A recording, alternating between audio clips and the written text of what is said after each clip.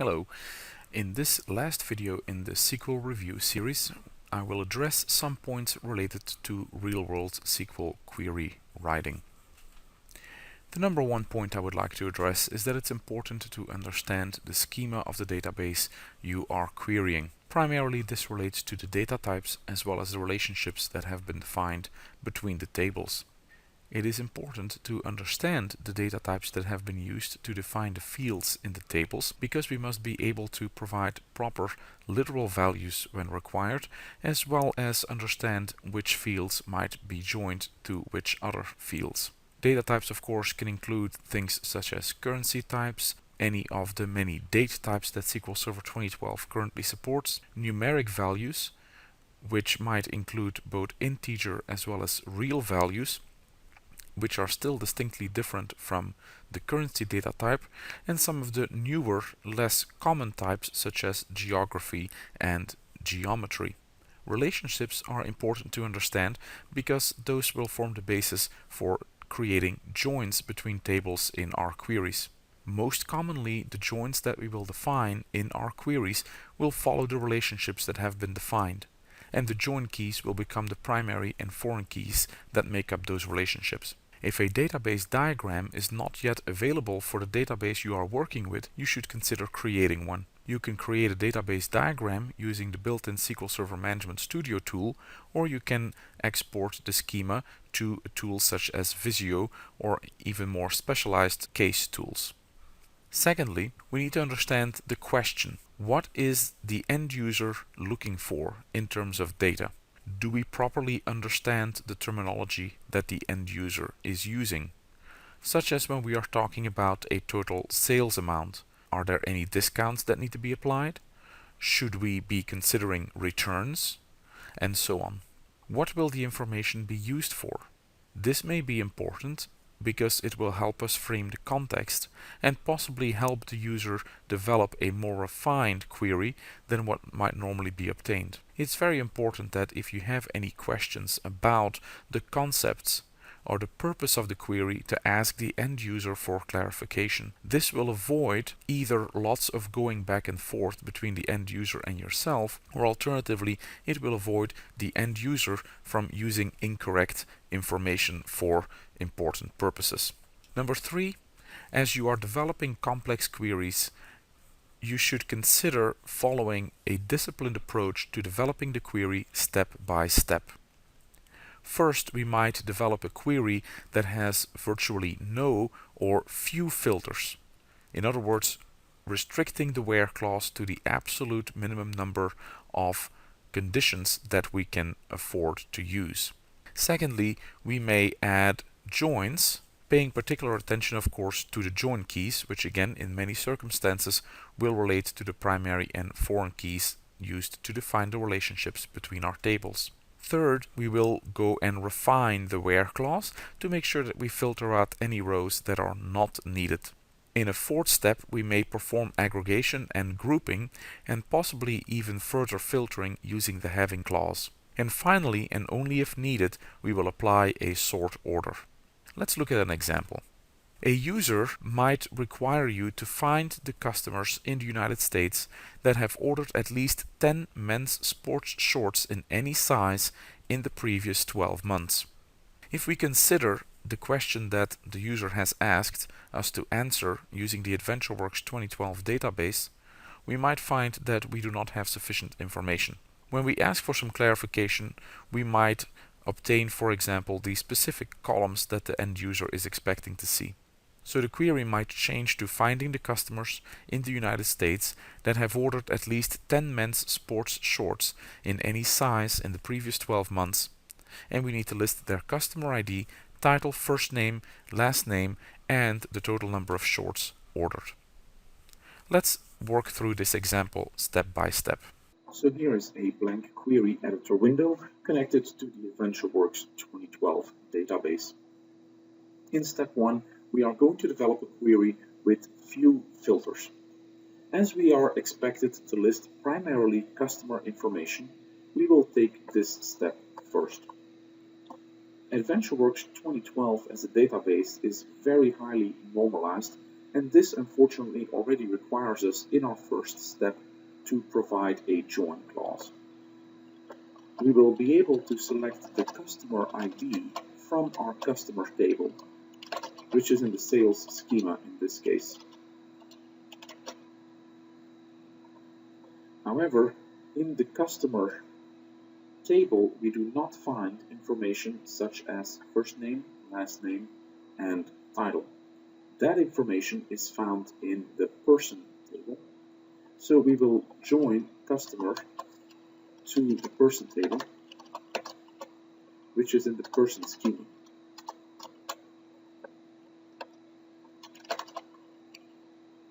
And we are going to join the business entity ID in the person table to the person ID column in the customer table. This does not sound particularly natural, and it is a result of the particular decisions that were made when Microsoft developed the AdventureWorks sample databases. Now we can include the title, first name, and last name columns. We can execute this query and take a brief look at the initial results. This looks satisfactory. This is the type of list that our user is looking for. Of course, we will need to add the total number of shorts that were ordered in a later stage. Now in the next stage, I'm going to apply some filters. The basic filter would include limiting our customer results to only those customers that live in the United States. In order for us to do that, we need to once again start applying some joins. The customer table contains a foreign key territory ID, which refers to the sales territory table in the sales schema. So we will address this join in the second stage. So we will join with the sales territory table and alias it as ST and join on the territory ID columns. Now the sales territory table unfortunately does not contain the name of the country. It contains the country and the region code. The name of the country is found in the country region table, which is part of the person schema. So we will need to join on it as well, using the country region code as the key. Now remember that being able to write these joins involves understanding the schema. I have previously already looked at a database diagram for the AdventureWorks 2012 database, and I understand the different tables that are involved as well as how they are related to each other. Now I can write my first where condition, where I'm looking for the country or region name to be equal to United States. And rerun the query indicates that I currently have 8,210 customers who meet my criteria. Of course, a very important secondary criteria is related to having actually ordered the sports shorts. Now, sports shorts is a product that would have been ordered through a sales order. And a sales order itself consists out of two tables, the sales order header and the sales order detail. So we will need to join both of those tables. Notice that I'm purposefully leaving a blank line, which is simply to make my different joins more relatable to each other. So I'm going to join sales order header using the customer ID. And I'm going to join the sales order detail using the sales order ID. In addition, I will also need to find the product using the name of the product, which will require me to join one more time using the product table. The product table is found in the production schema in this particular database. And we will use product ID as the join key between the sales order detail table and the product table. In our third step, refining the where clause, I'm going to add the additional columns that I need to create conditions. One of my conditions involves making sure that the order is placed within the past 12 months. So I'm going to create a condition that uses the order date, and I might do something that requires my order date to be greater than the result of a function that uses the date add, but instead of adding 12 months, I will subtract 12 months. Meaning that if I subtract 12 months from today's date, which I obtain with the getDate function, I'm going back 12 months, and if the order date is greater than that date, that means that my order was placed within the last 12 months. Now, if we execute this query after disambiguating the customer ID field in my select clause, I will end up with 0 results. This is an unfortunate side effect of using the AdventureWorks 2012 database, which contains lots of rows and lots of data. Unfortunately, it does not contain any data from current time periods. So I'm going to change this function where I subtract 12 months from today and instead subtract 12 months from October 1st, 2006, just to make sure that I have some results. To compensate for this and to make sure that I'm only returning results within the previous 12 months from October 2006, I'm going to put a second clause that requires my order date to be less than October 1st of 2006. Note that these two modifications that I have just made are simply only required because I am querying a database that does not contain current values, but values that are several years old. If we execute a query now, once again I have customer results. The second part of my refining of the where clause involves querying for the proper product. And I know that the product name is men's sports shorts, so I'm going to use this query, which is going to select from the product table where the name is like sports shorts, just to get an idea of the types of products that I'm dealing with. So I can see that my men's sports shorts have a name of men's sports shorts, then a comma, and then a particular size, small, medium, large, or extra large. Now, there might be different ways of handling this requirement. I could find the product IDs using this method first, and then list them all individually in a where clause, perhaps with an in comparison operator. Or I could take the product number, which certainly looks very similar for each of these sports shorts, and then add a simple wildcard at the end, or I can use a wildcard on the product name. Your specific requirements may vary. In our case, the best choice might be to query based on the product name, and that's what I will do. So I'm going to say that my product name should be like men's sports shorts, comma, space, and then a wildcard. Now you notice, based on the syntax highlighting, that something is not quite right. Because I have a single quote in the actual literal value that I'm looking for, SQL Server will treat this single quote as the ending of my literal value. So it's actually treating my query as reading product name like men. And then whatever comes after that will be treated as further SQL statements, which of course don't make sense. When you're faced with a problem like this, usually it involves some type of escaping. In the case of escaping a single quote, so that SQL Server will treat the single quote as a single quote that's literally part of the value that I'm searching, it involves simply doubling up that single quote. Notice this is not the same as typing a double quote single character. We double up two single quote characters. Now when executing this query, I've just retrieved a list of all the customers that have purchased men's sports shorts in any size in the past 12 months, or in this particular instance, in the 12 months preceding October 1st, 2006, and who are located in the sales territory United States. Note that this customers list is not unique. There will be many repeating customer names.